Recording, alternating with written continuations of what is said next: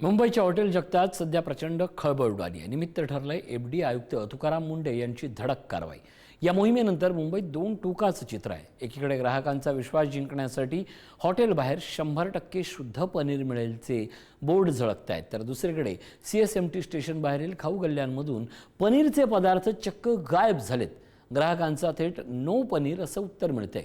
पाहूयात यावरचा special report.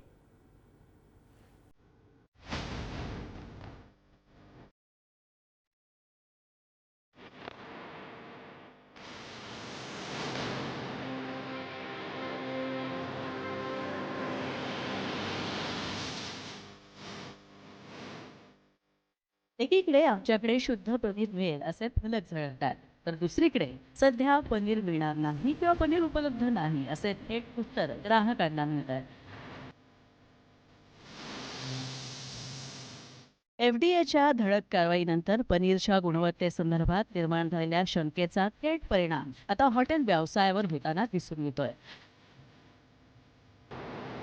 भेसळयुक्त पनीरची भीती आणि त्यामुळे जोपर्यंत खात्रीशीर आणि दर्जेदार पनीर मिळत नाही आणि पुरवठा होत नाही तोपर्यंत काही हॉटेल व्यावसायिकांनी पनीरचे पदार्थ विकणं हे तात्पुरतं बंद केलं।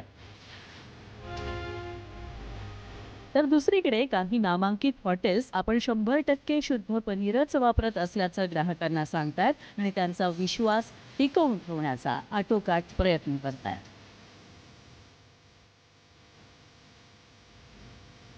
पनीरचे तुम्ही सांगता ते एफडीएने आता सांगितलं ते काही नवीन नाही, हे पहिल्यापासून आहे।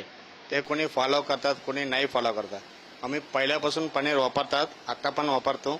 आमच्याकडे शुद्ध पनीरच भेटतो, त्याच्यामुळे आम्ही मेनू कार्डमध्ये काय पनीरच्या वस्तू काढला नाही, ते आहे तेवढंच आहे। पनीरचं सर्व्हिस आम्हाला करायलाच लागतो। आता पनीर पहिले कोणी साधा पनीर वापरत होतो, ते लोकांचं दिक्कत आहे। आम्ही काय पहिल्यापासून ते शुद्ध पनीर वापरतात, आम्हाला काय त्रास झाला नाही। एफडीएच्या धडक कारवाईनंतर आता ग्राहक सुद्धा कमालीचे सतर्क झालेत। हॉटेलमध्ये पनीरची डिश ऑर्डर करताना हे पनीर शुद्ध आहे ना असा प्रश्न प्रत्येक ग्राहकाकडून सर्रास विचारला जातोय। तर ग्राहकांचा विश्वास पुन्हा मिळवण्याचं आव्हान आता प्रत्येक हॉटेल व्यावसायिकाच्या समोर उभं ठाकलंय। दादा अपना वड़ा, पेटिस, समोसा, कटलेस, पूड़ी भाजी, पराठा भाजी, चपाती भाजी, राइस प्लेट। भाजी मध्ये पनीर नाहीच नहीं दादा, आलू छोले, आलू छोले, अच्छा, फक्त आलू छोले। फक्त आलू छोले, चना मसाला। अन्न व औषध प्रशासनाच्या धडक कारवाईचा मूळ उद्देश हा केवळ आणि केवळ भेसळखोरांना चाप लावणं हाच होता।